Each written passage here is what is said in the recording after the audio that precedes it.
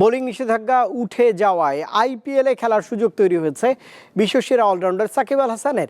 এরই মধ্যে 3টি দলের সঙ্গে তার কথা হয়েছে, তবে জাতীয় দলে খেলার বিষয় নির্ভর করছে বাংলাদেশ ক্রিকেট বোর্ডের উপর। ওয়ালটন আবারও মিলিয়নিয়ার অফারে ওয়ালটন ফ্রিজ কিনে আপনিও হয়ে যেতে পারেন মিলিয়নিয়ার। দীর্ঘ 17 বছর দেশের হয়ে খেলেছেন সাকিব আল হাসান। সম্প্রতি কাউন্টি চ্যাম্পিয়নশিপে তার বোলিং অ্যাকশন নিয়ে প্রশ্ন ওঠে, ফলে ইংল্যান্ড ও ওয়েলস ক্রিকেট বোর্ড তাকে নিষিদ্ধ করে। এর জবাবে প্রথম 2 দফা পুনর্মূল্যায়ন পরীক্ষায় ব্যর্থ হলেও তৃতীয় পরীক্ষায় সফল হন তিনি। ফলে সাকিবের বোলিং অ্যাকশন নিয়ে আর কোনো সমস্যা নেই।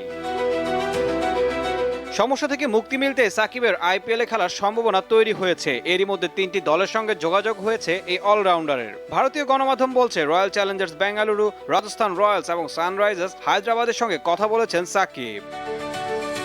আইপিএলে বাংলাদেশের অন্যতম সফল ক্রিকেটার সাকিব কলকাতা নাইট রাইডার্সের হয়ে 2012 এবং 2014 সালে জিতেছেন শিরোপা।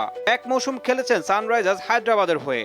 9টি আসরে অংশ নিয়ে 71টি ম্যাচ খেলে ব্যাট হাতে করেছেন 793 রান, বল হাতে তুলে নিয়েছেন 63 উইকেট।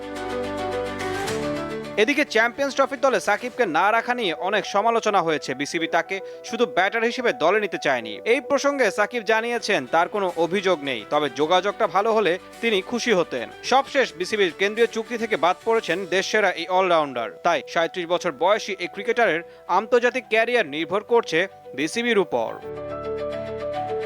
ঈশান হাসান, দীপ্ত স্পোর্টস।